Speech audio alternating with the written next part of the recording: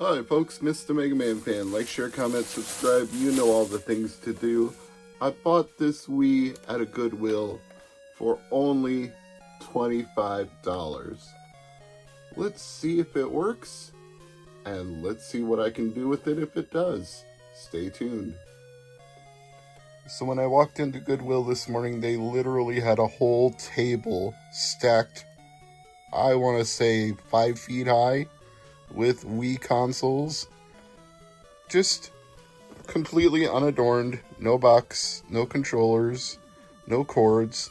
Power supplies were available separately for $5 each, so I bought one of those too, and we'll see if it works as well. I picked the one that looked the least cosmetically damaged out of all of them. Everything seems to be intact. The memory card ports, the GameCube controller ports, nothing looked really sus on it.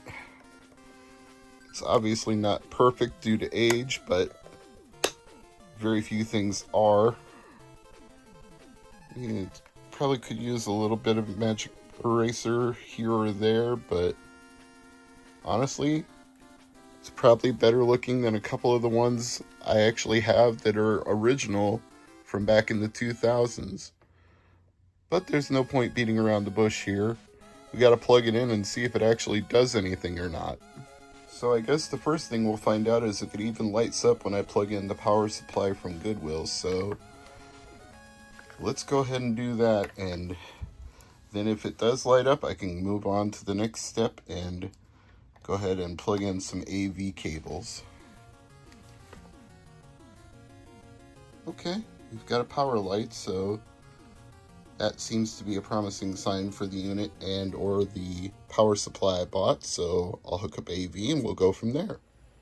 Confirm. Sensor bar below TV. Confirm.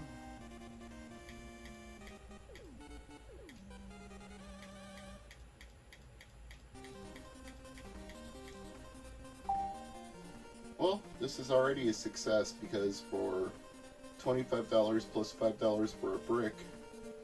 Oh, and it appears we have a game somebody left in it.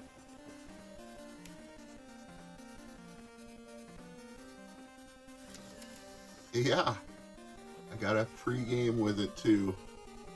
Wii Sports Resort. So, yeah, $30 for a working Wii and a game and a power supply. I'd say we're already ahead of the game. Now, if you're wondering what exactly is going on in this section of the video, I'm going to tell you to go to Wii.guide, and that will explain how you can set up your Wii to run custom firmware, homebrew applications, and all manner of good things like emulators and game ripping tools. So, Wii.guide. For the latest information, the techniques to do this may change from time to time, but Wii.guide will always be your best resource. Also, please note that you should never buy a Wii with any of this stuff pre-installed. If you turn on a Wii and see it's already on there, you got scammed. Get your money back. If someone sold you a Wii with this already loaded, you got scammed. Get your money back. This should only be done by the end user. This should never be sold commercially, online, in thrift stores, or anywhere else. That's why you get this warning screen when you set up your custom firmware. One more thing I can't emphasize enough, you should make a backup of your NAND, which is your internal system software and data, and you should install Preloader, which prevents bricking of your console. You'll know you've installed Preloader successfully if you hold down the reset button while hitting the power button and you see this menu. These steps are crucial if you're going to mod your Wii, and then once you have Preloader installed, you can make your system region-free, as well as disabling any system software updates from Nintendo.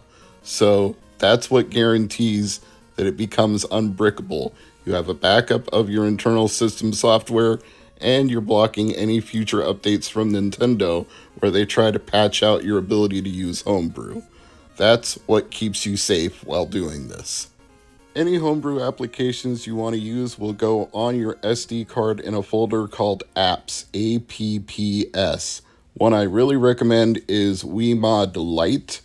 That is one that enables you to play your backups of WADs.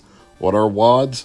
WADs are your games if you purchase them from the Nintendo store or if you have them installed through ripping them. That is your way to play your backups of games that you own.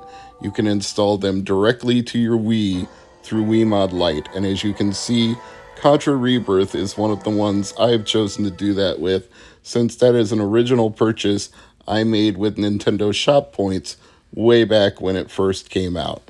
And of course, there is the argument to be made that this is the only way to play some of these games, since you can no longer purchase them digitally and they aren't available any other way. They haven't been released as a compilation. So until there is a method to buy Contra Rebirth on modern platforms such as the Switch, the Series X, the PS5, this may be your only way to ever play this game.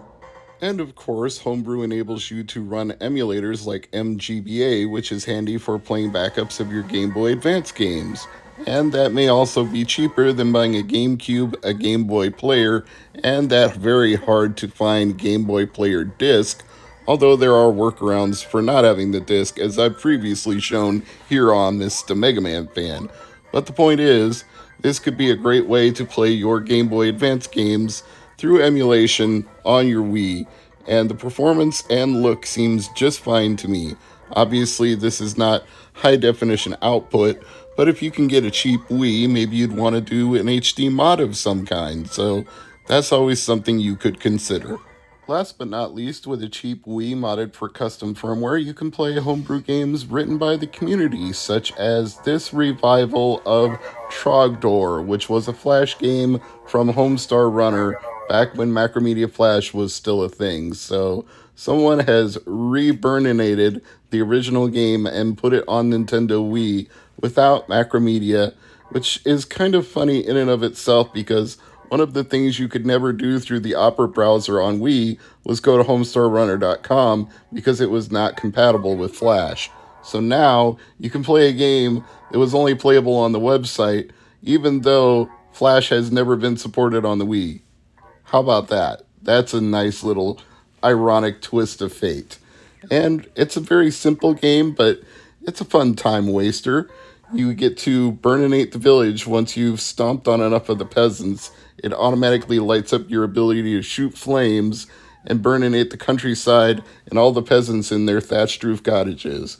So if you're a fan of Homestar Runner, I definitely recommend downloading the Trogdor game using one of the homebrew channels, apps, whatever way you want to add Trogdor to your system, you can do that.